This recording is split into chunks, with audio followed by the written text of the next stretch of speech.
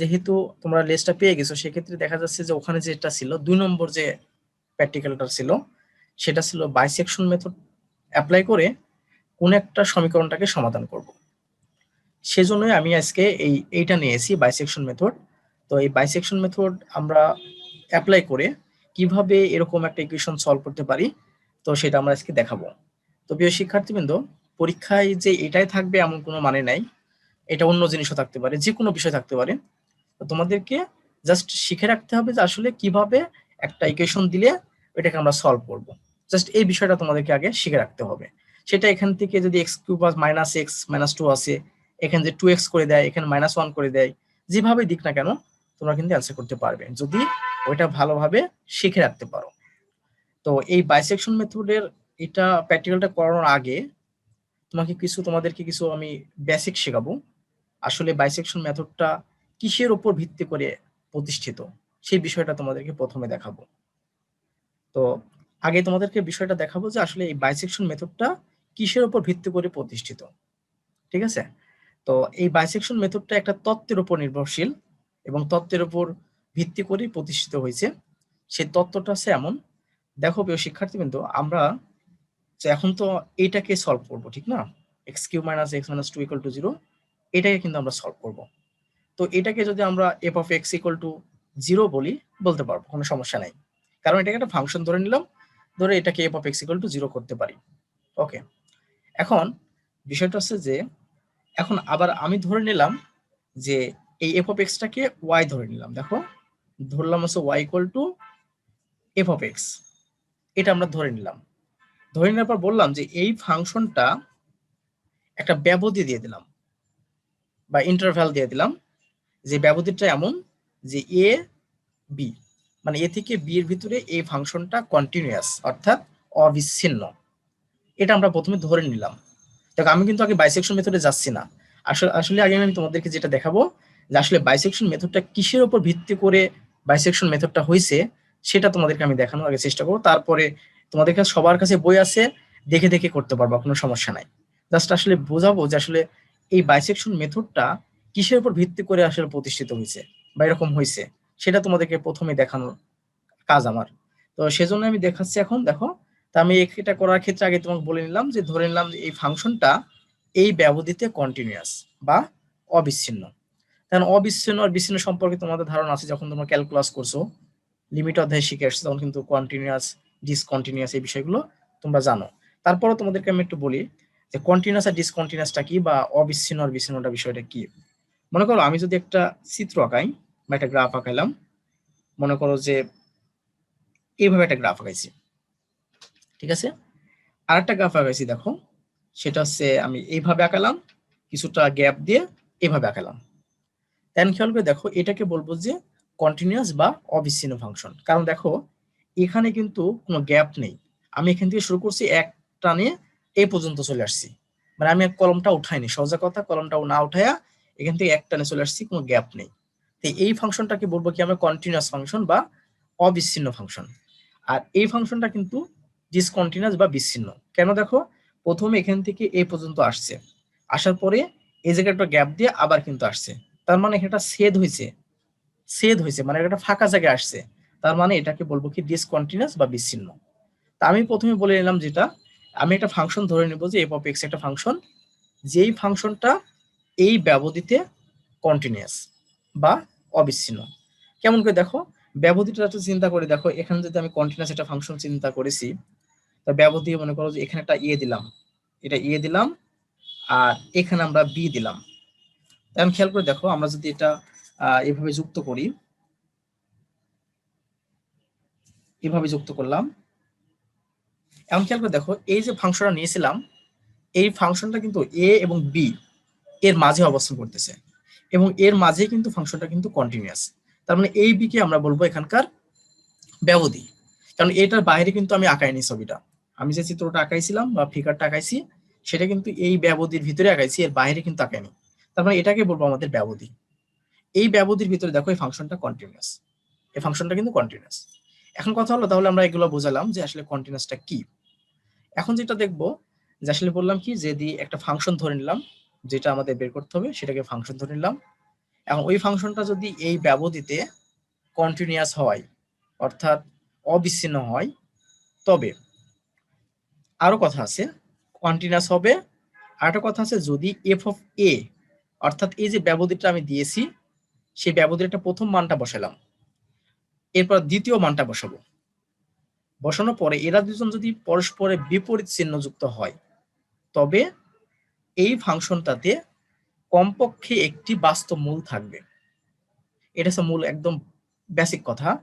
যদি একটা ফাংশন আমি চিন্তা করি, একটা ফাংশন যার ব্যবধি দেওয়া আছে এটা, মানে এই ব্যবধির ভিতর সে কন্টিনিউয়াস। ওকে, এখন আমরা করব কি, এই যে ব্যবধির প্রথম মানটা ফাংশনটা বসাবো, বসায় এফ অফ এ পাবো, এরপরে এই বি মানটা এখানে বসাবো, তাহলে এফ অফ বি পাবো। এখন এরা দুজন যদি পরস্পরের বিপরীত চিহ্নযুক্ত হয়, পরস্পরের বিপরীত চিহ্নযুক্ত, তবে এই ব্যবধির ভিতরে এই ফাংশনটার একটা বাস্তব মূল থাকবে, কমপক্ষে একটি বাস্তব মূল থাকবে। কথা কি বুঝতে পারছো বিষয়টা? আমি পরস্পর বিপরীত যুক্ত বলতে কি বোঝাচ্ছি খেয়াল করে দেখো। হতে পারে যে এখানে F of A greater than 0 হতে পারে, আর F of B less than 0 হতে পারে। হতে পারে F of A greater than, greater than 0, এখানে লেস দেন 0 দিলাম, আর এফ অফ বি এটা দিলাম হচ্ছে গ্রেটার দেন 0। দেখো পরস্পর বিপরীত চিহ্নযুক্ত হতেই পারে, F of A greater than 0 হতে পারে, আর F of B less than 0 হতে পারে। যদি এরকম শর্ত হয়, অর্থাৎ পরস্পর বিপরীত চিহ্নযুক্ত হয়, তবেই এই ব্যবধির মাঝে কমপক্ষে একটি বাস্তব মূল থাকবে। কথা কি বুঝতে পারছো? কমপক্ষে একটি বাস্তব মূল থাকবে, এটা ছিল আমাদের এখানকার বিষয়।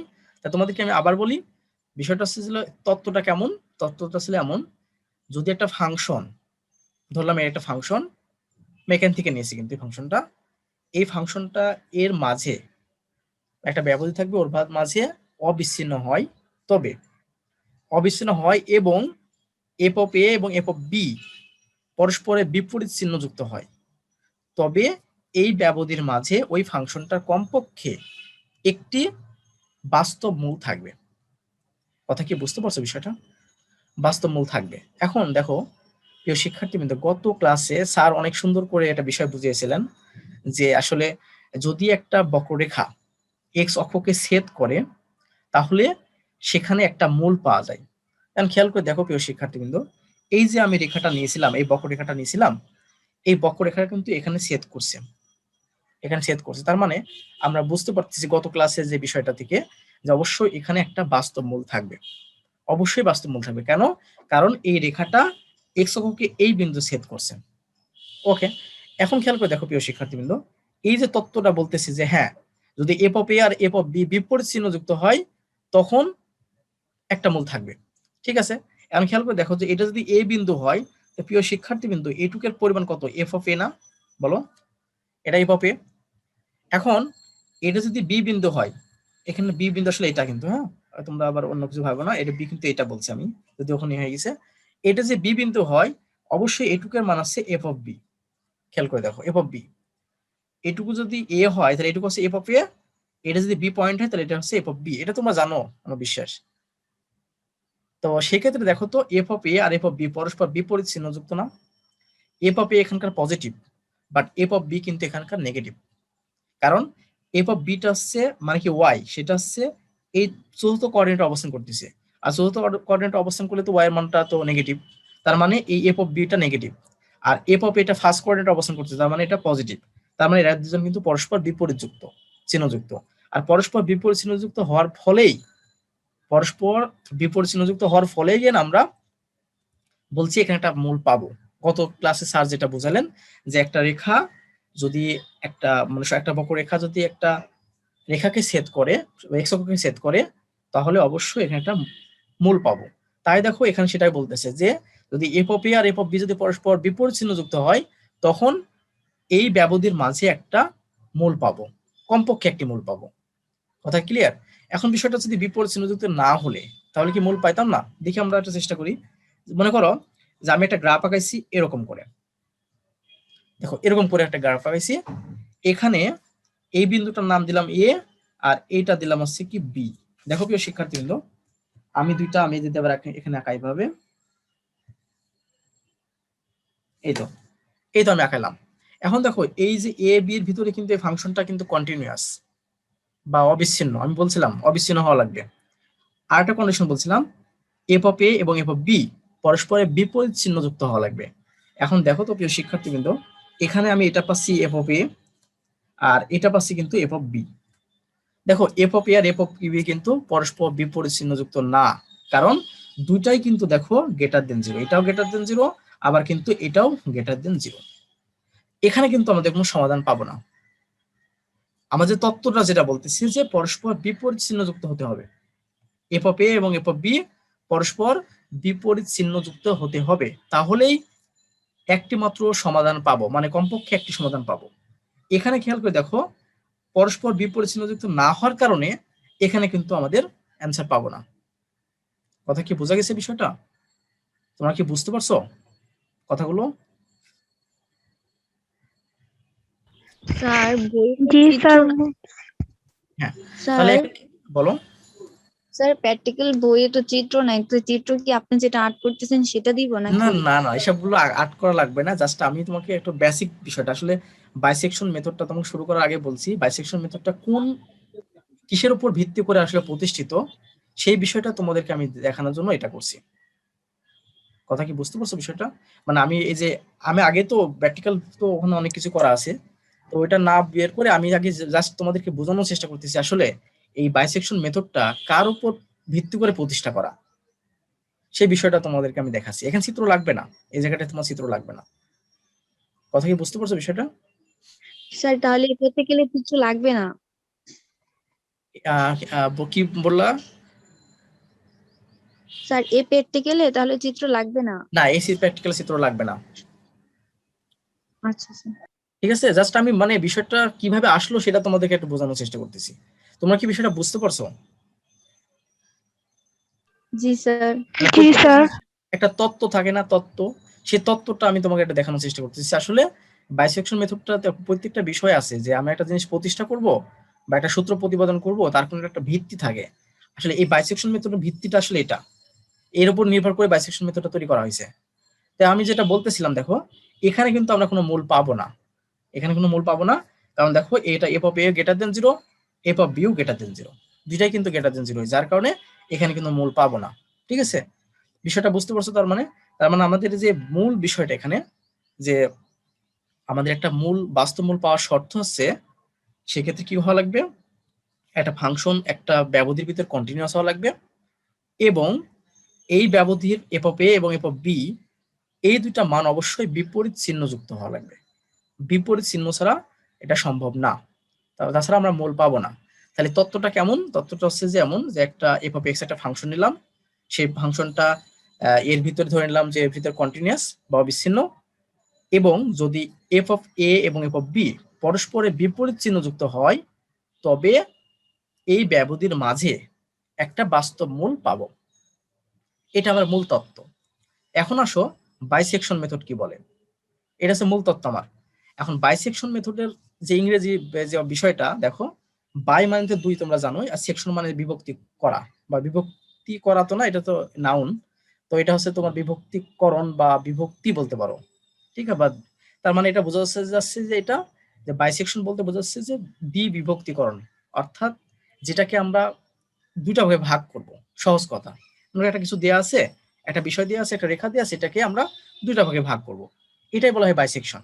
তো আমি যদি এখানে এই যে এই রেখাটা আমরা একটু টানলাম, এই বক্ররেখাটা, তো আমরা কি করব, এই বক্ররেখাটাকে যদি সমান ভাগে ভাগ করতে চাই বা অর্ধেক করতে চাই, তাহলে অবশ্যই এটা কেটে নিতে হবে এরকম করে। ওকে, এখন মনে করো যে এই যে ব্যবধিটা যেটা দেওয়া আছে, এখন এই ব্যবধি যদি আমি অর্ধেক করি তাহলে কি পাবো বলতো? এই ব্যবধিটিকে অর্ধেক করলে তাহলে সেক্ষেত্রে আমাকে a প্লাস বি বাই 2 এরকম করা লাগবে না? ওই ব্যবধি যেটা দিয়ে আছে,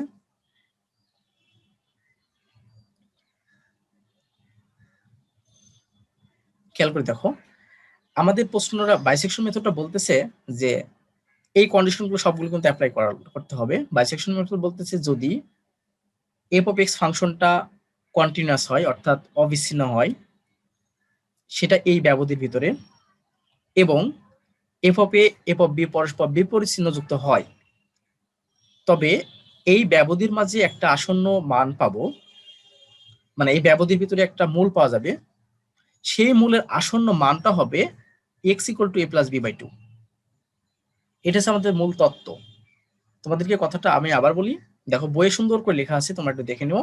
যখন তোমরা ওই করবা, বাইসেকশন মেথড যখন অ্যাপ্লাই করে ক্যালকুলেশন করবে, যখন মূল তত্ত্ব বলে একটা কথা আছে, সেখানে সুন্দর করে লেখা আছে, দেখবা যে বলবে যে এফ অফ এক্স একটা ফাংশন, সেই ফাংশনটা এই ব্যবধিতে কন্টিনিউয়াস বা অবিচ্ছিন্ন, এবং যদি f of a f of b যদি পরস্পরে বিপরীতযুক্ত হয়, চিহ্নযুক্ত হয়, তবে এই ব্যবধির মাঝে আমরা একটা মূল পাবো, সেই মূলের আসন্ন মান A plus B by two. A plus B by two, এটা হচ্ছে আমাদের তার আসন্ন মান A plus B by two. এখন কথা হলো প্রিয় শিক্ষার্থীবৃন্দ, খুব মজার একটা কথা আছে এখানে। মনে করো যে আমি ওখান থেকে এফ অফ এক্স ফাংশনটা ধরছিলাম, তো এখন বিষয়টা হচ্ছে যে এখানে আমি যে ব্যবধিটা পাইলাম, আমি এখন বাইসেকশন মেথডে চলে আসলাম। এখন যে ব্যবধিটা পাইলাম এ প্লাস বি, বা এ আর বি, একে দুইটা ভাগে ভাগ করলাম ব্যবধিটাকে, X equal to A plus B by two. এখন এটার নাম দিলাম, মনে করো যে X not equal to A plus B by হচ্ছে টু, এটার মনে করো নাম দিলাম। এখন মনে করো যদি এই এক্স নট পয়েন্টটা আমি এখানে বসিয়ে দিই এই ফাংশনে, বসানোর পর যদি এটা জিরো হয়ে যায়, অর্থাৎ মনে করো যে এফ অফ ফাংশন যেটা ছিল সেখানে আমি করলাম কি এক্স নটটা বসাই দিলাম, বসা দেওয়ার পর যদি জিরো হয়ে যায়, তাহলে এই এক্স নটটাই হবে আমার এখানকার মূল। দেখো প্রথমে আমি কি বলতেছি, আমার যে ব্যবধিটা দেওয়া থাকবে, এবার বাইসেকশনের মেথডে আমি চলে যাচ্ছি, কিন্তু ব্যবধি যেটা দেওয়া থাকবে সেটাকে সমান ভাগে ভাগ করবো, মানে এ প্লাস বি বাই টু করবো। সমান ভাগে ভাগ বলতে এরকম না, মানে এখানে যে মান থাকবে, এখানে যে মান থাকবে, তাকে যোগ করে দুই দিয়ে ভাগ করব। ভাগ করার পরে যে মানটা পাবো, অর্থাৎ এক্স নটটা পাবো, সেই এক্স নটটা আমি ওই ফাংশনটায় বসিয়ে দেব। অর্থাৎ ফাংশন বলতে বোঝাচ্ছি যে এই যেমন করে এটাকে বসাই দিব। বসানোর পরে যদি সেটা জিরো হয়ে যায়, তাহলে আমি যে এক্স নটটা পাইছি, এই এক্স নটটা হয় আমাদের এখানকার মূল, এক্স নটটা আমার এখানকার মূল হবে। এখন মনে করো কোনো কারণে এক্স নটটা ইকুয়াল টু জিরো হলো না, তাহলে কি ঘটনা ঘটতে পারে খেয়াল করে দেখো প্রিয় শিক্ষার্থীবৃন্দ, যদি এক্স নটটা জিরো মানে বসানোর পরে জিরো হলো না, তাহলে কি ঘটনা ঘটতে পারে? এমন হতে পারে যে এফ অফ এক্স নটটা বসানোর পরে আমাদের গ্রেটার দেন জিরো হলো, অথবা হতে পারে 2 নম্বর শর্ত হতে পারে যে এফ অফ এক্স নট বসানোর পরে লেস দেন জিরো হলো। খেয়াল করে দেখো প্রিয় শিক্ষার্থীবৃন্দ, তোমাদেরকে আমি প্রথম বিষয়টা বলি, যে আমরা প্রথমে যে ব্যবধিটা দেওয়া থাকলো, সেটাকে আমরা এভাবে ভাগ করে নিলাম বা দ্বিখণ্ডন করে নিলাম, করার পরে এক্স নট একটা মান পাইলাম, সেই এক্স নটের মানটা আমি যে ফাংশনটা ধরে নিয়েছিলাম সেখানে বসিয়ে দিলাম। বসানোর পরে তার মানটা যদি জিরো হয়ে যায়, তাহলে আমি বলবো যে মানটার জন্য জিরো হলো সেটা আমাদের অ্যান্সার, হতে পারে, সেটা আমাদের অ্যান্সার। এখন যদি সেটা জিরো হওয়ার পরে, জিরো হওয়া মানে জিরো, এই এক্স নটটা বসানোর পরে জিরো হলো না, যদি না হয়ে থাকে, তাহলে কেমন হতে পারে? দুটা বিষয় হতে পারে। সেটা হতে পারে যে ওই মানটা বসানোর পরে গ্রেটার দেন জিরো হতে পারে মানটা, অথবা লেস দেন জিরো হতে পারে। কথা কি বুঝতে পারছো প্রিয় শিক্ষার্থীবৃন্দ?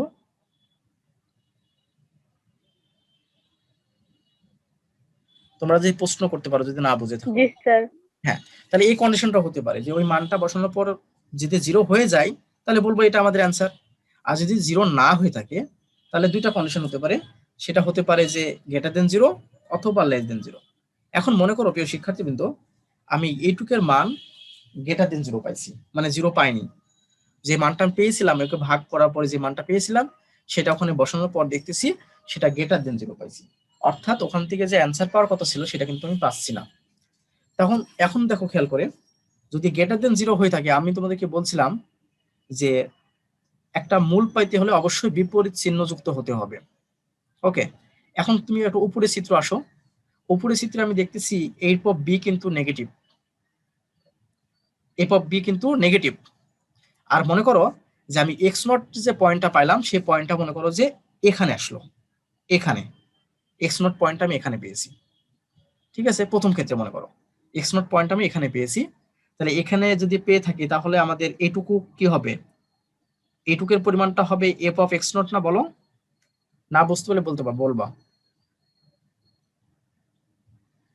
এটুকের মানে এফ অফ এক্স নট, যদি আমি এইটা যদি এক্স নট হয়, তাহলে এইটুকের পরিমাণটা হচ্ছে কত, এফ অফ এক্স নট। তাহলে কিন্তু দেখো আমি বলছিলাম মূল পেতে হলে অবশ্যই বিপরীত চিহ্ন যুক্ত হতে হবে। তা আমি দেখতেছি এটা গ্রেটার দেন 0। তাহলে এখন মূল কিন্তু আমি ধরে নিয়েছিলাম যে আসলে এর ভিতরে আছে, এখন কিন্তু এর ভিতরে নাই, এখন কিন্তু মূল কিন্তু চলে আসছে এর ভিতরে। বিষয়টা কি বুঝতে পারছো? মূল কিন্তু চলে আসছে এখন এইটার ভিতরে। কথা ক্লিয়ার? তখন আমাদের নতুন একটা আসন্ন মান হবে, খেয়াল করে দেখো, নতুন যে আমি এক্স ওয়ানটা বের করতে চাচ্ছি, সেই এক্স ওয়ানটা হবে x nought plus B by আছে 2। কথা কি বুঝতে পারছো? আমরা প্রথমে ধরে নিলাম যে আমাদের মূলটা আছে এর ভিতরে আছে, মানে এই যে এ বি এর ভিতরে আছে, মানে এই ব্যবধির ভিতরে আছে। এরপর তাকে আমরা একটা ভাগে ভাগ করলাম। দেখো প্রিয় শিক্ষার্থীবৃন্দ, ভাগে ভাগ করলাম, ভাগ করার পরে যে মানটা পেলাম সেটা দেখছি যে 0 না, ধরে নিলাম 0 না, আমরা 0 না ধরে নিলাম। তা 0 না হলে সেটা দুইটা ক্ষেত্রে হতে পারে, সেটা গ্রেটার দেনও 0 হতে পারে, সেটা লেস দেনও 0 হতে পারে। ওকে, এখন যদি আমি বললাম যদি গ্রেটার দেন 0 হয়, সেক্ষেত্রে পরবর্তী আসন্ন মানটা হবে x nought plus B by 2। পরবর্তী আসন্ন মানটা হবে x nought plus B by 2। এই যে ভাগে ভাগ করলাম, প্রথমে এক্স নট এ ভাগে ভাগ করছিলাম এ প্লাস বি বাই 2, পরে যেটা ভাগ করতেছি সেটা হচ্ছে x nought plus B by 2। কথা কি বুঝতে পারছো? কেন ভাগ করতেছি x nought plus B by 2? A কিন্তু বাদ পড়ে গেছে। কারণটা হচ্ছে দেখো, এখন আমি ধরে নিয়েছিলাম যে এই ব্যবধির ভিতরে আমাদের রুটটা আছে, কিন্তু এখন দেখতেছি আমরা ছোট করে ফেলতেছি। এখন দেখতেছি না, এখন আমার রুটটা আছে এর ভিতরে, এই যে এর ভিতরে রুট আছে, অর্থাৎ এক্স নট থেকে বি এর মাঝে আমার রুটটা আছে বা মূলটা আছে। কথা ক্লিয়ার? এখন বিষয়টা হচ্ছে আরেকটা বিষয় দেখাবো, যে দেখো যদি এফ অফ এক্স নট এর মানটা লেস দেন জিরো হয়, তাহলে আমরা বুঝতে পারতেছি এক্স নট এর মানটা, মানে আমি 1 নম্বর কন্ডিশনের কথা বলে দিলাম। এখন যে 2 নম্বর কন্ডিশনের কথাটা আসি, ধরে নিলাম যে এক্স নট এর মানটা, মানে আমি বসানোর পরে লেস দেন 0 হয়েছে, অর্থাৎ তাহলে এক্স নট এর মানটা মনে করো এখানে পাইলাম, মনে করো এক্স নট এর মানটা আমি এখানে পাইলাম। তাহলে এখানে যদি পেয়ে থাকি, তাহলে এইটা এটুকু আমার কত হবে? অবশ্যই লেস দেন 0 হবে এটুকের মান। এই যে এফ অফ এক্স নট, এটা অবশ্যই লেস দেন 0 যদি এক্স নটটা আমি এখানে পাই। কথা কি ক্লিয়ার? এখন যেটা পাইলাম এফ অফ এক্স নটটা, সেটা তো 0 চেয়ে ছোট, আর এই পাশে আমি যেটা পেয়ে গেছি এফ অফ এ, সেটা কিন্তু 0 চেয়ে বড়।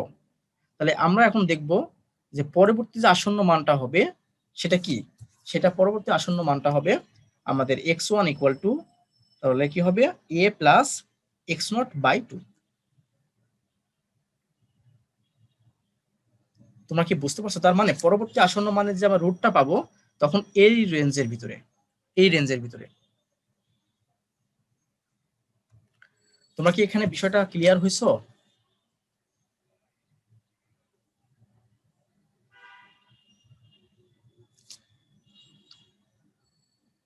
জি স্যার। হ্যাঁ, সবাই কি বুঝতে পারছো? বিষয়টা না বুঝতে পারলে আমাকে বলতে পারো, স্যার এই জায়গাটায় বুঝি না। আসলে তোমরা না প্রশ্ন করলে তো আমি বুঝবো না যে আসলে কোথায় তোমরা বুঝেছো কি বুঝোনি।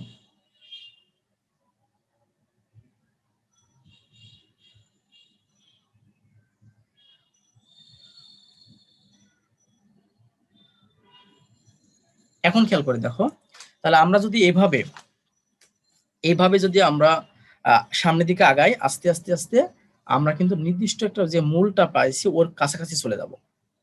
নির্দিষ্ট যে মূল, সেই মূলের কাছাকাছি আমরা চলে যাব। বুঝতে পারছো বিষয়টা? এটা আমাদের বাইসেকশন মেথডের মূল কথা।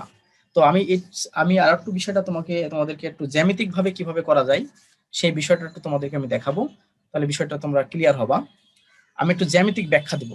আসলে জ্যামিতিক ব্যাখ্যাটা আসলে কি, দেখো প্রিয় শিক্ষার্থীবৃন্দ, এখানে যে বিষয়টা আসছে বাইসেকশন মেথডের জ্যামিতিক ব্যাখ্যা, আমি চিত্রটা আগেই এঁকে নিছি, এখন তোমাকে এখন জ্যামিতিক ব্যাখ্যাটা দেখাবো। এখন দেখো প্রিয় শিক্ষার্থীবৃন্দ, আমি একটা বক্ররেখা নিয়েছি যেটা এ থেকে বির ভিতরে কন্টিনিউয়াস। এখন তাহলে এইটা পয়েন্ট, তাহলে এটুকু হবে এফ অফ এ লিখে নিছি, আর এটুকু হবে এফ অফ বি, সেটা আমরা লিখে নিয়েছি এখানে। এখন খেয়াল করে দেখো প্রিয় শিক্ষার্থীবৃন্দ, f of A greater than 0 আর এফ অফ বি কিন্তু লেস দেন 0, তার মানে আমরা বুঝতে পারতেছি এই ব্যবধির মাঝে একটা বাস্তব মূল থাকবে। ঠিক আছে? এখন খেয়াল করে দেখো, তাহলে আমরা যদি বাস্তব মূল থাকে তাহলে আমার প্রথম বাইসেকশন মেথডের প্রথম কাজটা কি? প্রথম কাজটা হচ্ছে যে এক্স নট বের করা। এক্স নটটা কিভাবে বের করব? এই যে মূলটা দেওয়া আছে a প্লাস বি বাই 2, এভাবে আমরা প্রথম বের করে নেব। দেখো প্রিয় শিক্ষার্থীবৃন্দ, আমাদের বাইসেকশন মেথডের প্রথম কাজটা হচ্ছে এ আর বি যে ব্যবধি ধরে নিয়েছিলাম সেই ব্যবধিটাকে a প্লাস বি বাই 2টাকে নিয়ে ক্যালকুলেশন করে এক্স নটটা বের করা। এক্স নটটা বের করা, দেখো এক্স নটটা আমরা প্রথম বের করে নিলাম। এখন দেখো এক্স নটটা আমি চিত্রে দেখিয়েছি এখানে, অর্থাৎ মনে করো আমি এখানে পাইলাম এক্স নটটা, এখানে এক্স নটটা পাইলাম। এক্স নটটা যদি এখানে পেয়ে থাকি, খেয়াল করে দেখো, তাহলে এখানে এইটুকের মানটা অবশ্যই আমি যেটা দেখালাম এইমাত্র এফ অফ এক্স নট হবে এই মানটা। এখন দেখো এফ অফ এক্স নট এর মানটা কিন্তু অবশ্যই less than zero, less than zero, less than zero. আর এই পাশে যেটা এ আছে সেটা কিন্তু গ্রেটার দেন জিরো। তার মানে আমি প্রথম ধরে নিছিলাম যে আমাদের মূলটা আছে এর মাঝে, এখন কিন্তু তার মাঝে নাই, এখন কিন্তু চলে আসছে এর মাঝে, এটুকের মাঝে চলে আসছে। এখন মূল কিন্তু আমাদের আছে এ থেকে এক্স নট এর ভিতরে, এইটুকের ভিতরে কিন্তু আমরা চলে আসছে মূল। আমরা ধরে নিয়েছিলাম বিশাল মান, ধরে নিয়েছিলাম যে এর মাঝে এই ব্যবধির ভিতরে মূলটা আছে, কিন্তু আস্তে আস্তে দেখতেছি আমরা ছোট হয়ে যাচ্ছে। এখন খেয়াল করে দেখো, যেহেতু এক্স নট এর বসানোর পরে লেস দেন জিরো পাইছি, আর এফ অফ এর মানটা তো আমি গ্রেটার দেন জিরো বসাই দিছি, দেখলাম F of greater than zero হয়। এখন কথা হচ্ছে যদি পরবর্তী মূলটা আমরা কিভাবে বের করবো, সেটা এক্স ওয়ান হবে। এক্স ওয়ানটা কিভাবে বের করবো, দেখো এক্স ওয়ানটা বের করবো কি, যেহেতু এটা হচ্ছে পজিটিভ, মানে আমি এখন দেখতেছি ওইটা নাই, বি এখন নাই, নেই কিন্তু, বি কিন্তু শেষ। এখন কাজ করবো এটার ভিতরে, তাহলে এটার ভিতরে কাজ করলে এখানে হচ্ছে এ, আর এখানকার ব্যবধি হচ্ছে এক্স নট, বাই হচ্ছে 2 হবে। দেখো প্রিয় শিক্ষার্থীবৃন্দ, এখন আমরা খেয়াল করে দেখো, এই এক্স ওয়ানটা যেটা পাইলাম, আমি এই চিত্রে আঁকাইছি এক্স ওয়ানটা এখানে পাইছি, এখানে।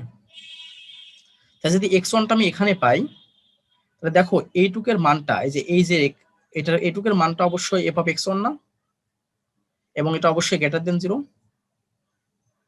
তো এখন যদি এটা গ্রেটার দেন জিরো হয়ে থাকে, আর এক্স নট যেটা পাইছিলাম অবশ্যই এটা তো লেস দেন জিরো, তার মানে আমি এখন যেটা আসন্ন মানের কথা বলতেছি সেটা কিন্তু এখন এর মাঝে আছে, এই যে এর মাঝে এক্স ওয়ান থেকে শুরু করে এক্স নট এর ভিতরে আছে। বুঝতে পারছো বিষয়টা, এক্স ওয়ান থেকে এক্স নট এর মাঝে আছে। এখন পরবর্তী আসন্ন মান যদি বের করতে চাই, তাহলে আমরা কি হবে, এক্স টু যখন বের করতে চাবো, তখন আমাদের হবে কি, দেখো আর এ কিন্তু থাকবে না, এ কিন্তু চলে গেছে। এখন কিন্তু আমাদের মনে করতেছি মানটা এর মাঝে আছে, এর মাঝে এক্স ওয়ান থেকে এক্স নট এর ভিতরে আছে। এখন খেয়াল করে দেখো, আমি যদি এখন পরবর্তী আসন্ন মান বের করতে চাই এক্স টু, তাহলে হবে কত, x one plus x nought by আছে 2। এখন মনে করো আমি যে ক্যালকুলেশন করে যে মানটা পেলাম সেই এক্স টু, সেটা আমি চিত্রে দেখাইছি, সেটা হচ্ছে এখানে আছে, এখানে আছে। এখন খেয়াল করে দেখো, এক্স ওয়ান এর জন্য F of X one greater than zero, আর এক্স টুর জন্য এটা হচ্ছে কত, হচ্ছে F of X two less than zero. তাহলে আমাদের যে মূল তত্ত্বটা যে পরস্পর বিপরীত হওয়া লাগবে, তার মানে এখন দেখতেছি আমাদের মূলটা আসলে এর মাঝে আছে, এইটুকের ভিতরে আছে, এইটুকের ভিতরে আছে।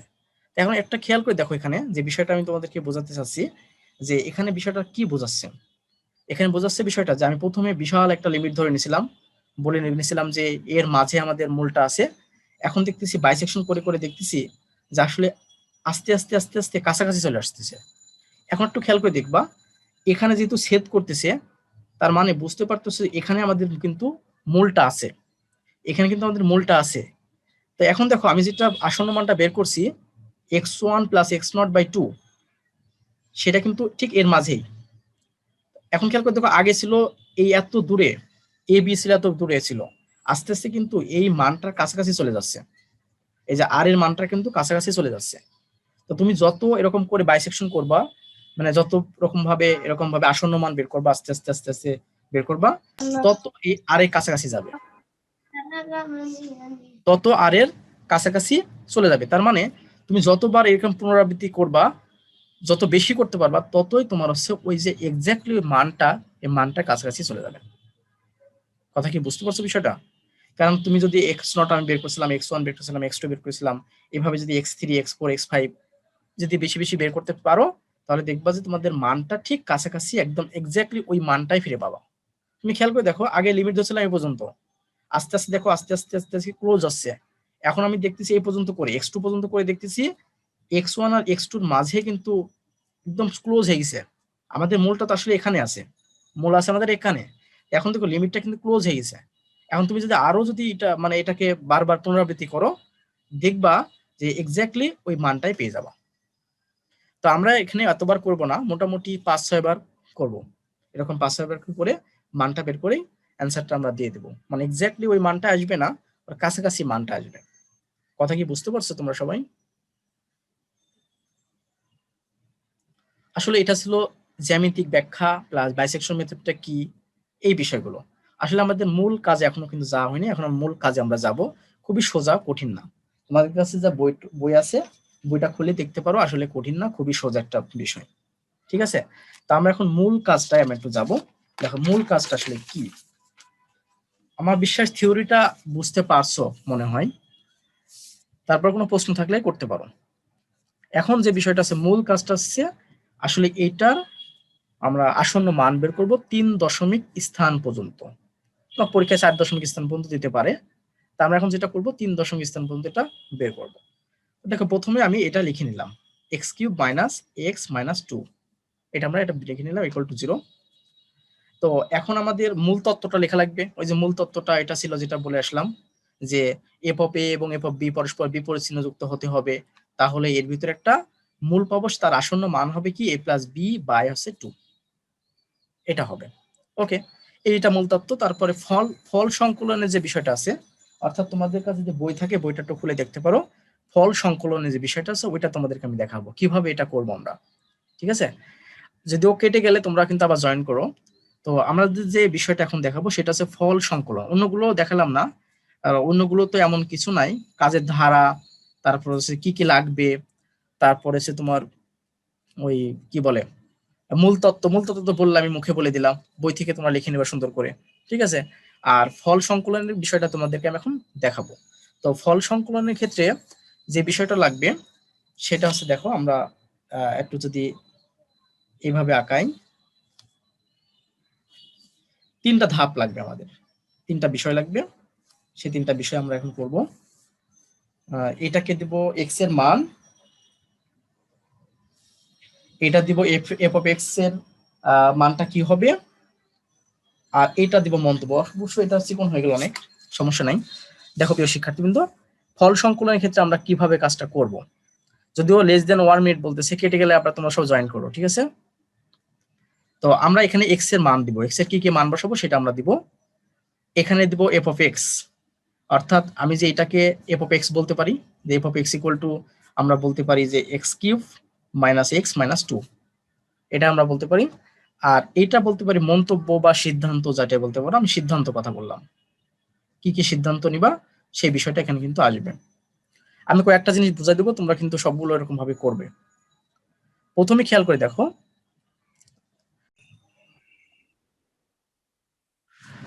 দেখো প্রিয় শিক্ষার্থীবৃন্দ, তো আমি যে বিষয়টা তোমাদেরকে আমি দেখাতে চাইছিলাম সেটা এখন দেখাচ্ছি, খেয়াল করো। এই ফল সংকলনের বিষয়টা তোমাদেরকে আমি দেখাচ্ছি, আর আগেকার যে বিষয়গুলো আছে ওগুলো তোমরা নিজেরা ইনশাল্লাহ পারবে, বইয়ে থেকে সুন্দর করে লিখে নিবা, ওটা সমস্যা হবে না। তো ফল সংকলনের কথা আগে বলি তোমাদেরকে। আসলে আমাদের যে ওই যে মূল তত্ত্বটা যেটা ছিল সেটা হতে হবে কি x equal to A plus B by 2, a কোনটা আর বি কোনটা। আসলে এ হচ্ছে বলছিলাম যে এই ফাংশনটা যে ব্যবধির ভিতরে কন্টিনিউয়াস হয় বা সে অবিচ্ছিন্ন হয়। তা আমরা এখানে একটা টেকনিক অবলম্বন করব, এ এবং বি এর মানটা আমরা এলোমেলো ভাবে বসাবো না, এলোমেলো ভাবে বসাবো না। তোমরা একটু খেয়াল করো, তোমাদের কাছে যাদের ক্যালকুলেটর আছে তারা একটা বিষয় দেখতে পারো, ক্যালকুলেটর থেকে তোমরা হচ্ছে ওই মানটা বের করে নেবে, আসলে এর অ্যান্সারটা কত হয় সেটাকে প্রথমে বের করে নেবা। তোমাদের তো পরীক্ষায় অঙ্ক দিবে না, অন্য অঙ্ক দিবে। সেক্ষেত্রে তোমার তো আমি তো এখন 1 আর 2 ব্যবহার করবো, এখানে এ এর মানটা 1 বলবো আর বির মানটা আমি 2 বলবো। কিন্তু বিষয়টা হচ্ছে এটা তো তোমার অন্য পরীক্ষার খাতা তো এটা থাকবে না, অন্য জিনিসও দিতে পারে। তোমরা কি করবা, প্রথমে এটাকে সমাধান করে নেবা, এটাকে ক্যালকুলেটর দিয়ে এটাকে সমাধান করে নিবা। তো দেখো আমি এখানে সমাধান করতেছি, দেখি কি আসে।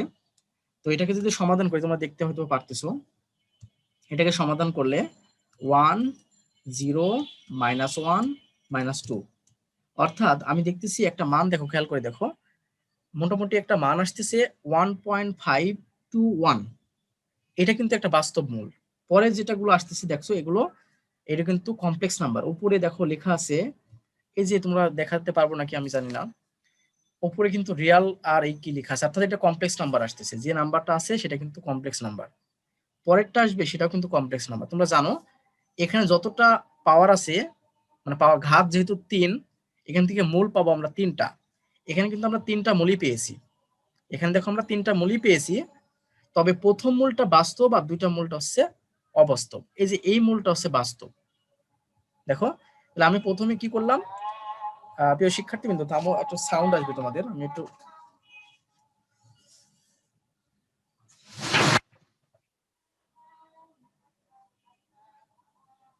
প্রিয় শিক্ষার্থী বিন্দু, আমি তো বললাম তোমাদেরকে যে এ এবং বি এর মানটা ধরে নিতে হবে, আসলে এ আর বি কত। ঠিক আছে, তো তাহলে আমি এখানে ধরবো হচ্ছে 1 আর 2। কেন ধরবো সেটা তোমাদেরকে বলি। সেটা হচ্ছে যে এখানে যে মানটা আমি পাইলাম অ্যান্সার করে, সেটা দেখো 1.521 এরকম কাছাকাছি এই মানটা। এখন খেয়াল করে দেখো এই মানটা যখন আমরা পেয়েছি, এটা আমাদের কিন্তু এক্স্যাক্টলি মান, এটাই কিন্তু আমাদের এক্স্যাক্টলি মান আসলে। তা আমরা কিন্তু এটাই কিন্তু বের করে দেখাবো, আসলে কিভাবে বের করতে হয় সেটা দেখাবো। তা আমরা করবো কি, এস একটা ছোট মান নেব। এস ছোট একটা পূর্ণ সংখ্যা, সেটা কি 1 হয়। আর এস একটা বড় মান নেব, সেটা কত 2 হয়। তা আমরা করবো কি, এর মাঝে যদি ক্যালকুলেশন গুলো করি, আমরা অতি সহজেই আমাদের কিন্তু এখানে চলে যেতে পারবো, মানে কাছাকাছি চলে যেতে পারবে। কিন্তু এমন যদি আমি, কেউ যদি মনে করো এখানে 3 নেয়, এখানে যদি 5 নেয়, সেক্ষেত্রে কিন্তু ক্যালকুলেশনটা একটু বেশি হতে পারে, মানে তোমার ইটারেশনটা বা পুনরাবৃত্তিটা একটু বেশি করতে পারো, লাগতে পারে। তা আমরা করবো কাছাকাছি নিব। যেমন দেখো এখানে এক্স্যাক্টলি মানটা যে আমি ক্যালকুলেশন করে পেলাম, এর অ্যান্সারটা হবে এটা। আমরা করব কি, এবং এ এবং বি এর যে মানটা ধরবো সেটা থেকে কাছাকাছি নিব। যেমন এর যে ছোট আছে 1 লিখছি, এটা একটা পূর্ণ সংখ্যা নিয়েছি, এবং এর চেয়ে একটু বড় সংখ্যা 2 নিয়েছি। এখন যদি তোমাদের অন্য কিছু এখানে অ্যান্সার বের হতো, ঠিক কাছাকাছি দুটো মান নিতা। কথা কি বুঝতে পারছো? তার মানে এখন 1টাকে ধরবো আমরা এ, আর এই বিটাকে ধরবো আছে আমাদের, মানে 2টাকে ধরবো আছে বি। কথা কি বুঝতে পারছো বিষয়টা? ওই সংখ্যাটা মানে অ্যান্সারটা যেটা পাবো আমরা, তার কাছাকাছি দুটো মান ধরবো, কাছাকাছি মান ধরবো। তো আমরা এখান থেকে এখন খেয়াল করে দেখো, যদি এ ইকুয়ালটা আমি 1 ধরলাম, আর বি ইকুয়াল টু ধরবো কত আমি 2। এখানে এ আর বি লেখা অবশ্য দরকার হয় না, এভাবে লিখলে হয়। এখন খেয়াল করে দেখো তো প্রিয় শিক্ষার্থীবৃন্দ, যদি আমি এফ অফ 1 বসাই এই ইকুয়েশনটায়, তাহলে আমাদের কি মান আসে? এফ অফ 1 বসালে দেখো এখান থেকে মান আসতেছে -2 আসতেছে, সেটা লেস দেন 0। আর এফ অফ 2 যদি বসাই, খেয়াল করে দেখো, আমি বই থেকে দেখাচ্ছি তোমাদেরকে, এটা 4 হয়, যেটা গ্রেটার দেন 0 হয়। এখন প্রিয় শিক্ষার্থী দেখো, তাহলে আমি যে দুইটা মূল মানে ব্যবধি নিয়েছিলাম 1 এবং 2, এখন 1 বসানোর পর দেখছি -2 আসতেছে, আর 2 বসানোর পর দেখতেছি 0 সে বড় আসতেছে। তাহলে কি আমরা এখান থেকে বলতে পারি না তাহলে এই ব্যবধির মাঝে একটা মূল বিদ্যমান? শিক্ষার্থীদের আমরা বলতে পারবো না যে 1 ও 2 এর মাঝে একটি বাস্তব মূল বিদ্যমান, মাঝে একটি বাস্তব মূল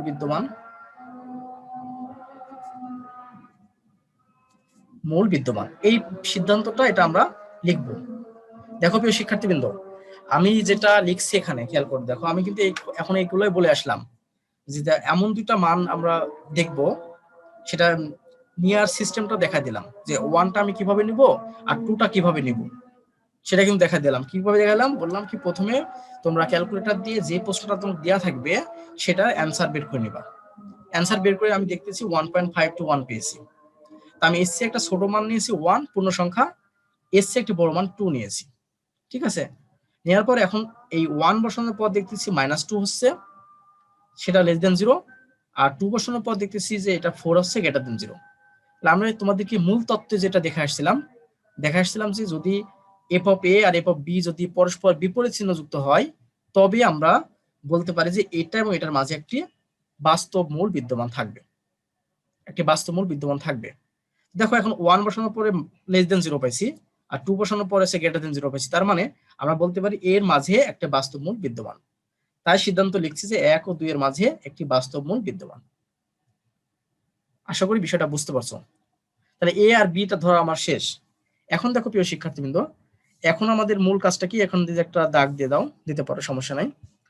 এবার যেটা করবা কি, এক্স নট করবা, প্রথম কাজ এক্স নট। তাই এক্স নটটার ক্ষেত্রে কি করবা, এ প্লাস বি বাই টু, ঠিক না? আমাদের সূত্রটা কি, এ প্লাস বি বাই টু।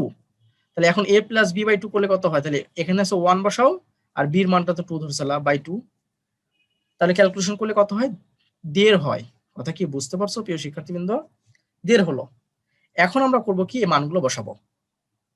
এখন খেয়াল করে দেখো যে আমাদের এই 1.5 মানটা বসাবো, তো 1.5 মান যদি বসাই, তাহলে দেখো 1.5 এখন বসাবো আবার। এখন এটা বসিয়ে দেখছি যে আমি বই থেকে দেখাচ্ছি, এই 1.5 যদি বসাও, সেক্ষেত্রে মান আসে মাইনাস 0.125, এটা আসতেছে। দেখো এটা অবশ্যই লেস দেন 0, অবশ্যই লেস দেন 0। এখন কথা হলো প্রিয় শিক্ষার্থীবৃন্দ, এইটা বসিয়ে আমি লেস দেন 0 পাইছি, তাহলে এখান থেকে কোনটা নিয়ে আসবো, উপরেরটা নিয়ে আসবো না নিচেরটা নিয়ে আসবো, বলতে পারবা কেউ? স্যার নিচেরটা। অবশ্যই নিচেরটা নিয়ে আসবো, হ্যাঁ, কারণ এটা অলরেডি লেস দেন পেয়েছি, তার মানে এখন আসবে কি এফ অফ 2, এফ অফ 2। তাহলে এফ অফ 2 বসিয়ে আমাদের দেখো এখানে পাইছিলাম 4 গ্রেটার দেন 0, দেখো মিলছে কিন্তু, ঠিক আছে না? ওই যে মূল তত্ত্ব যেটা, যে অবশ্যই এফ অফ এ আর এফ অফ বি বিপরীত চিহ্নযুক্ত হতে হবে, নাহলে কিন্তু হবে না। দেখো এফ অফ এ বসে, মানে আমি এই যে এক্স নটটা বসিয়ে আমি পেয়েছি লেস দেন 0, আর আমরা এফ অফ 2 বসে দেখলাম গ্রেটার দেন 0, তার মানে বিপরীত হলো পরস্পরের। তাহলে আমরা বলতে পারি কি, এখন কি বলতে পারি, যে এখন বলতে পারি যে 1.5 ও 2 এর মাঝে একটি বাস্তবমূল বিদ্যমান। জাস্ট লিখলাম না, এটা তোমরা লিখে নিবা, বই আছে, সুন্দরভাবে বই আছে, যে 1.5 ও 2 এর মাঝে একটি বাস্তবমূল বিদ্যমান। তোমরা কি এই পর্যন্ত বুঝতে পারছো? জি স্যার। এখন কথা হলো, দেখো তো এখানে আমি এফ অফ 1 নিয়ে আসলাম না কেন, এফ অফ 1টা নিয়ে আসলাম না কেন? কারণ হচ্ছে যদি এফ অফ 1টা নিয়ে আসতাম, তাহলে কিন্তু আমরা যে মানটা পেতাম সেটা হচ্ছে লেস দেন 0, এইটাও যেটা পেয়েছি সেটাও লেস দেন 0। সেক্ষেত্রে তো হবে না, আমার যে মূল তত্ত্ব থেকে তো আমরা বিচ্ছিন্ন হয়ে গেলাম। মূল তত্ত্ব ছিল যে পরস্পরের, এখানে যেটা পাবো এখানে যেটা পাবো পরস্পরের বিপরীত চিহ্ন যুক্ত হতে হবে। কথা কি ক্লিয়ার বুঝেছো?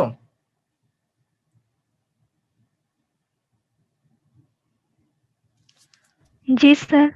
ওকে, এরপর তুমি আবার ইটারেশন বাড়াও, মানে ইটারেশন বলতে বোঝাচ্ছি যে পুনরাবৃত্তি করার কথা।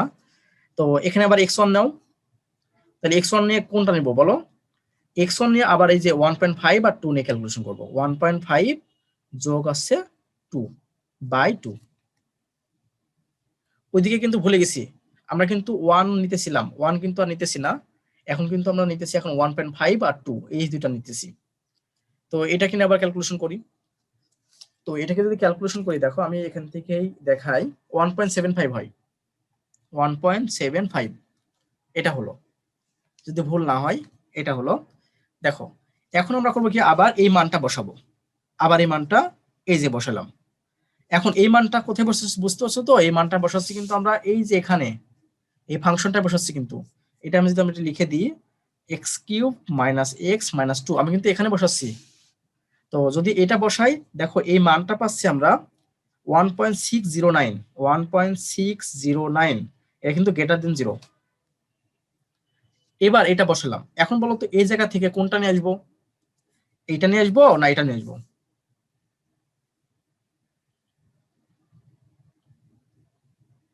প্রথমটা।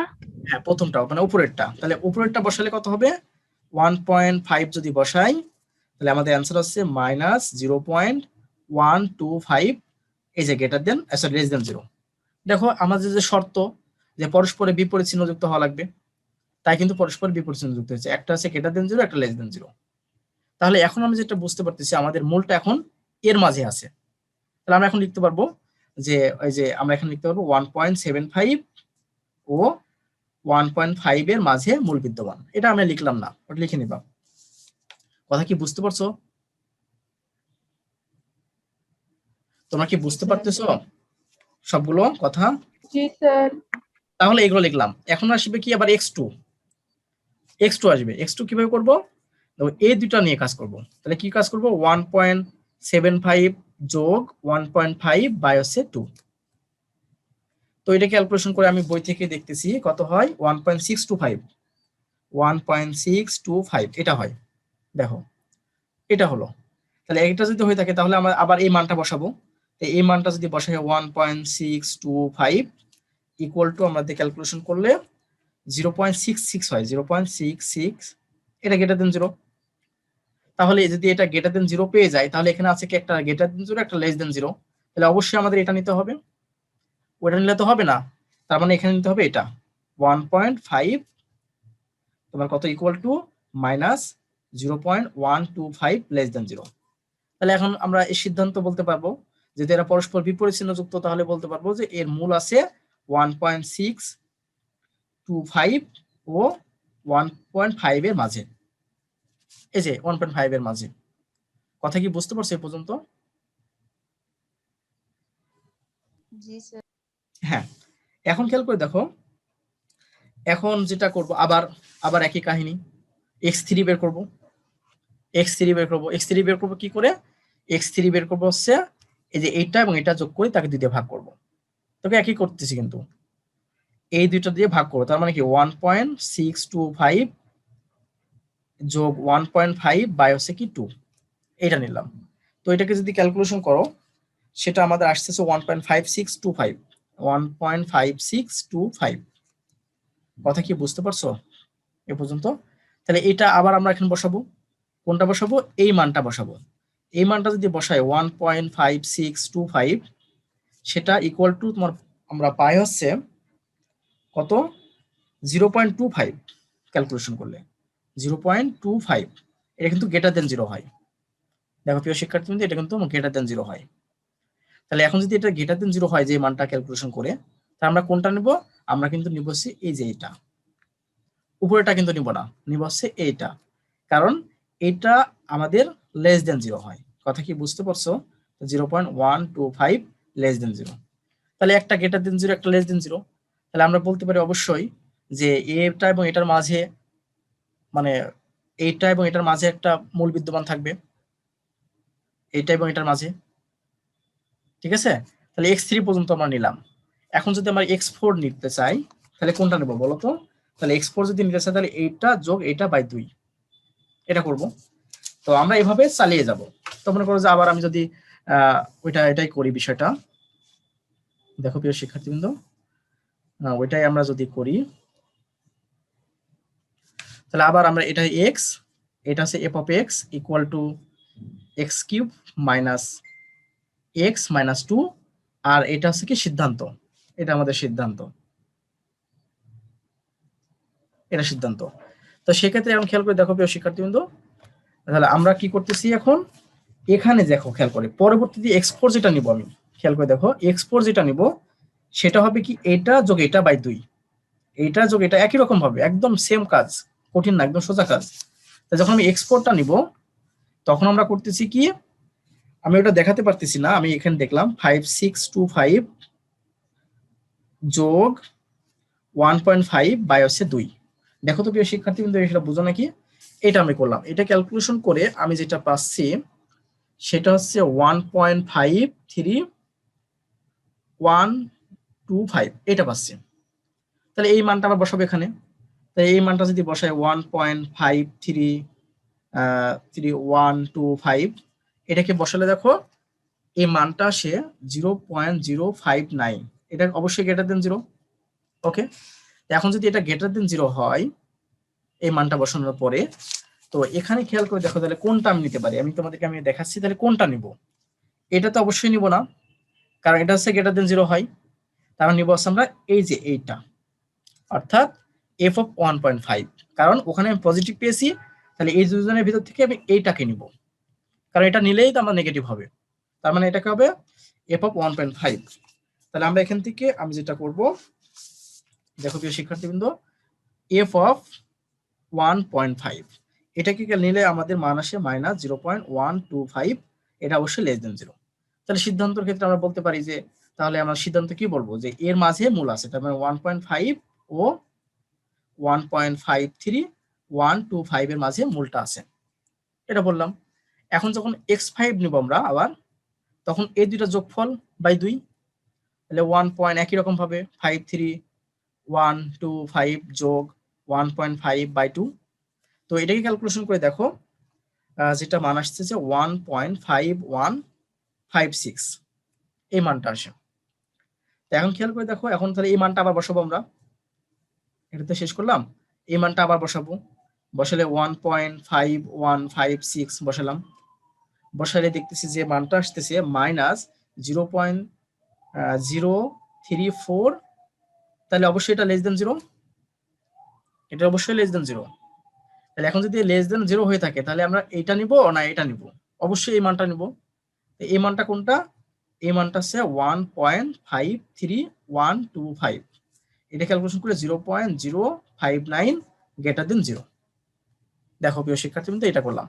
এখন আমরা দেখো সিদ্ধান্ত আসতে পারি, যেহেতু এটাকে ক্যালকুলেশন করে লেস দেন 0 পাইছি আর এটা ক্যালকুলেশন গ্রেটার দেন 0 পাইছি, তাহলে বলতে পারি অবশ্যই সিদ্ধান্তে যে আমাদের যে মূলটা অবশ্যই এর ভিতরে আছে 1.5156 ও 1.53125 এর মাঝে আছে, এর মাঝে আছে। এখন প্রিয় শিক্ষার্থীবৃন্দ, তোমরা যদি মনে করো আরো করতে চাও করতে পারো, সমস্যা নাই এখানে, তবে মোটামুটি ওই কাছাকাছি গেলেই হবে।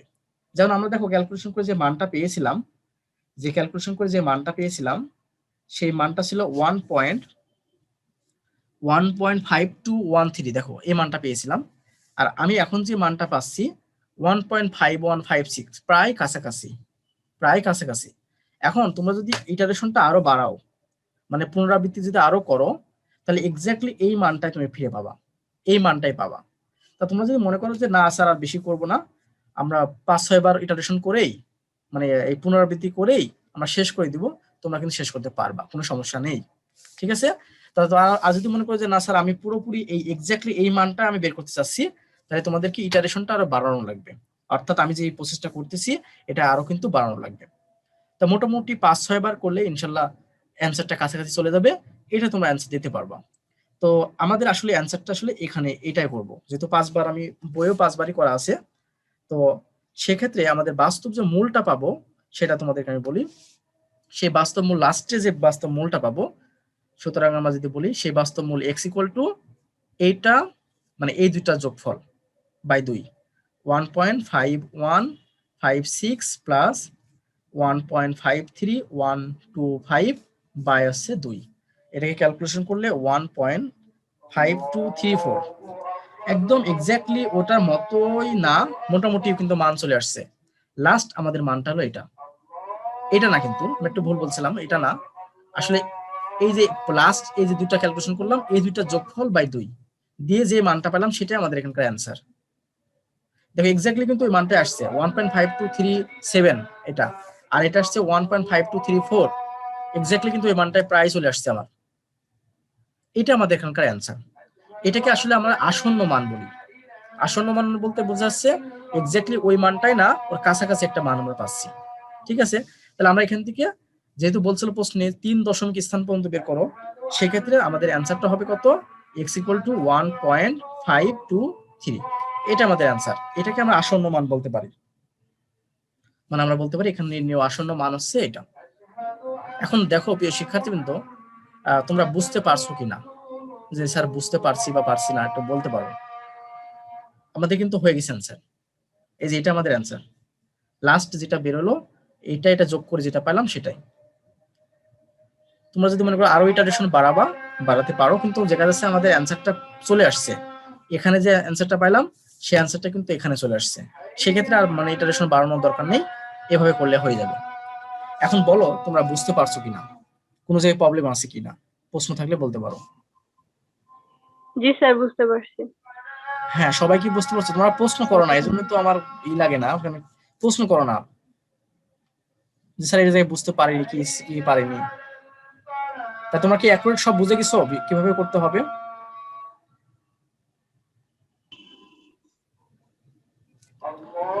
Yes sir. হ্যাঁ স্যার।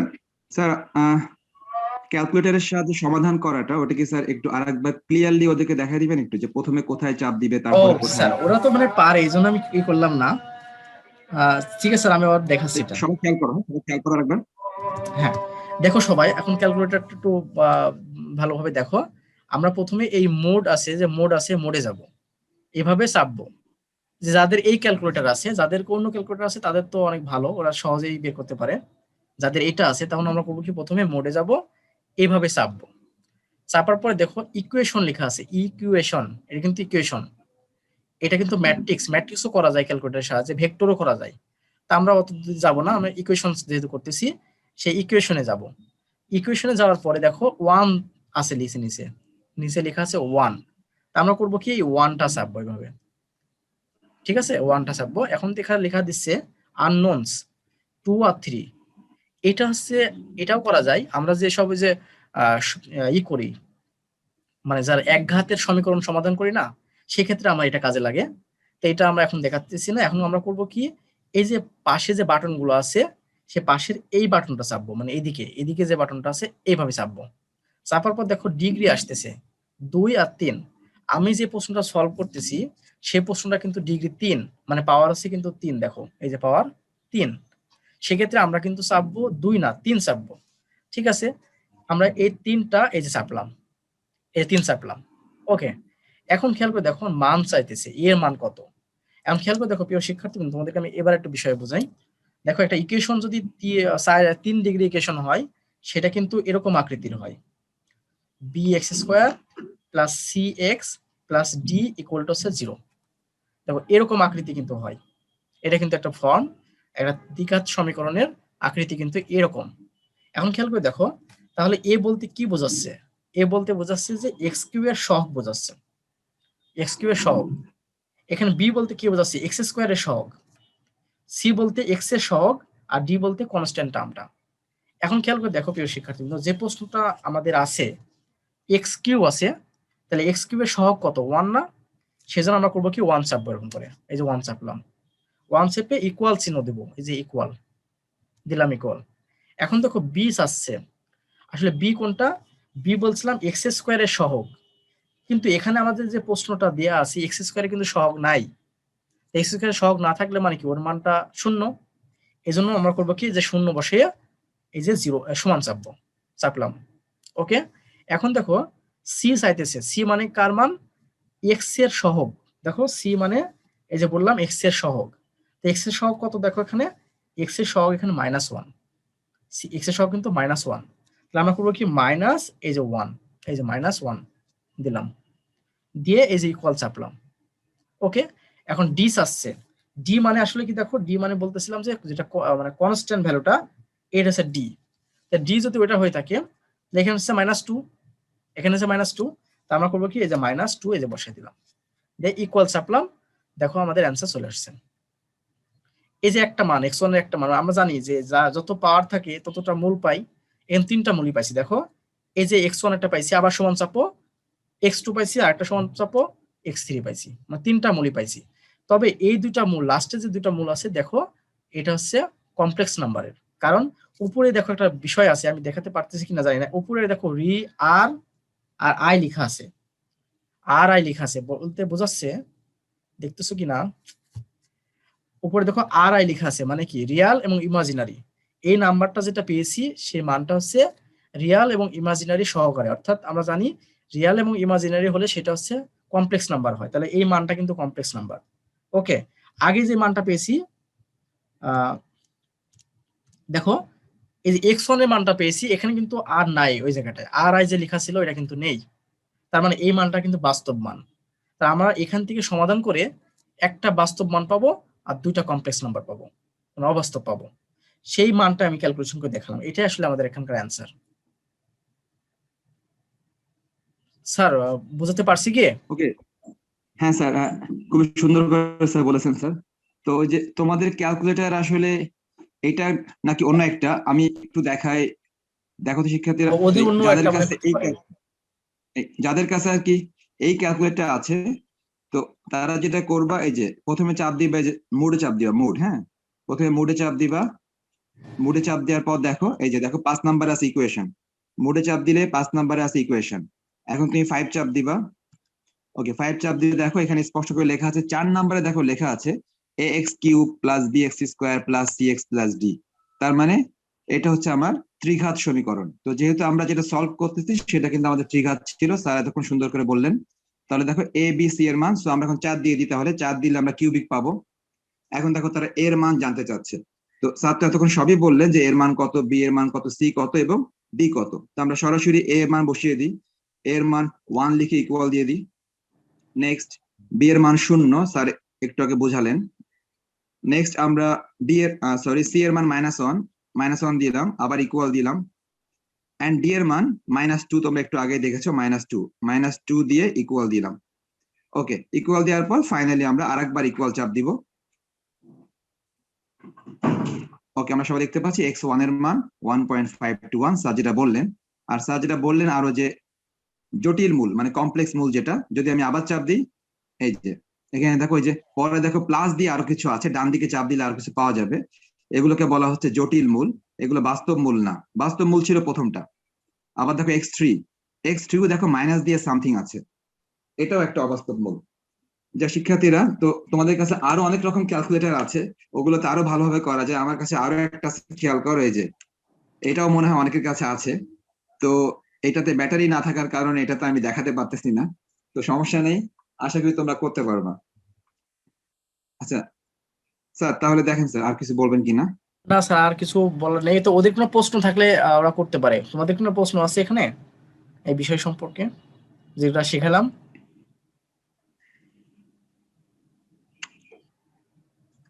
কথা বলো তোমরা, না হলে আমি বুঝতে পারবো না তোমরা কি কি করতে বলতেছো। কথা বলতে হবে। না স্যার নেই। ও, তার কোনো প্রবলেম নেই স্যার। তাহলে কি স্যার আমরা ক্লাস শেষ করে দিতে পারি? জি স্যার, ক্লাস শেষ করতে পারি। তাহলে আসলে যে সমস্ত প্র্যাকটিক্যাল গুলো আসলে দেওয়া হয়েছে মানে বোর্ড থেকে, তো এই সমস্ত প্র্যাকটিক্যাল গুলো এরকম না যে খুব সহজেই হয়ে যাবে, এরকম না, আসলে একটু মানে জটিল আছে, একদমই যে সহজ তা না। তো আসলে প্রত্যেকটা প্র্যাকটিক্যালি মোটামুটি এরকম, একদমই সহজে বুঝতে পারবে এরকম না, একটু কষ্ট করতে হবে আর কি। 10টা প্র্যাকটিক্যাল যে তোমাদের দেওয়া হয়েছে তার মধ্যে মনে করো যে 4টা প্র্যাকটিক্যাল সহজ, 4টা প্র্যাকটিক্যাল খুব সহজে বুঝতে পারবা। আর বাকি 6টা একটু কষ্ট হবে আর কি, বাট বোর্ড থেকে যেহেতু এগুলাই দিয়েছে, তো তোমাদেরকে কষ্ট হলেও একটু কষ্ট করে বুঝতে হবে। অত প্র্যাকটিক্যাল গুলো আসলে এরকমই একটু হালকা জটিল হয়। তো ঠিক আছে তাহলে স্যার। জি স্যার। তা ঠিক আছে, তোমরা সবাই ভালো থেকো। তোমরা সবাই লিভ নিতে পারো। স্যার আসসালামু আলাইকুম। ওয়ালাইকুম আসসালাম। আসসালামু আলাইকুম স্যার।